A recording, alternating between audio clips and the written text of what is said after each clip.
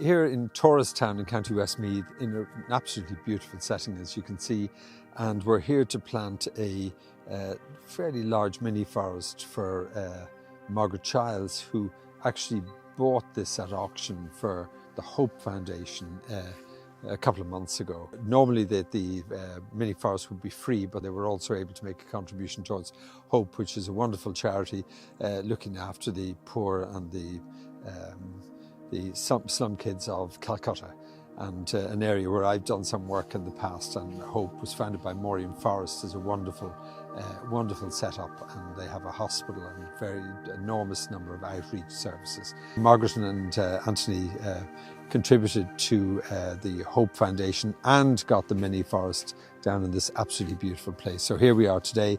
We're going to plant about 4,000 native trees in a kind of a split mini forest.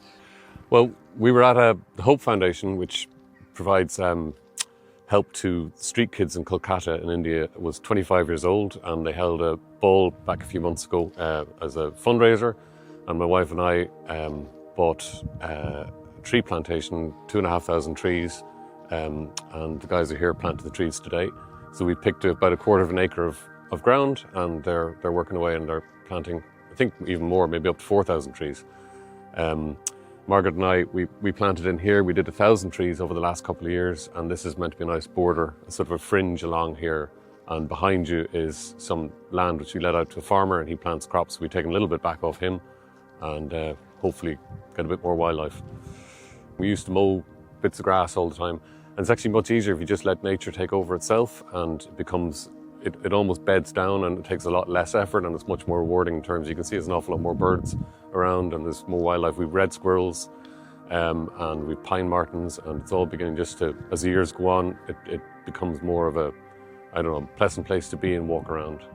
Yeah, I suppose you just get a different perspective. So you begin to look around and say, you know, bleak landscapes are not always most rewarding visually, and I suppose you get a bit older, you like to see things evolve and grow and populate, and you get more out of it personally, and it's meant to be good too. So Auntie and I, over the past couple of years, allowed a patch kind of behind us to rewild a bit, to let nature go back. I grew up down the road, and the countryside has really changed. You don't notice it, it's kind of insidious, but if you stop and look at it, there's less room for nature. Trees have gone, wildflowers have gone, hedgerows have gone. So we had the opportunity to allow a little bit of rewilding, so we did that, took that. We planted some things, but then we're letting nature. And then this is a lovely kind of complement to it. It's a much more structured planting, so we'll have the sort of two approaches side by side. You don't realise how much the countryside has changed until you actually stop and look back at childhood memories or childhood photographs.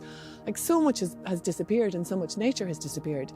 So I started to read Isabella Tree, what they did in Knepp, and Owen Dalton, what he did down in West Cork. And it's really easy to allow, if you have the space and you have the luxury of having the space and you're not needing to farm every acre, and I understand that people have to do that. But we had an opportunity to allow a little bit of nature back and to allow a little bit of wildlife back. So yeah, we stopped mowing, and the unbelievable display of wildflowers. I mean, we had wild orchids growing there. Who would have thought that we would have had wild orchids somewhere that has been, you know, lawn for I don't know, decades, maybe more. So we had a really lovely display, and then we decided just to extend it to go a bit with the trees as well. And it also, the added bonus that it supports the charity, which is great. I mean, Hope benefit, we benefit, hopefully the environment benefits a little bit. So it's kind of a win-win situation is how I'd look at that. And Hope Foundation is a brilliant charity and a really good cause. So, you know, it works for everyone, I think.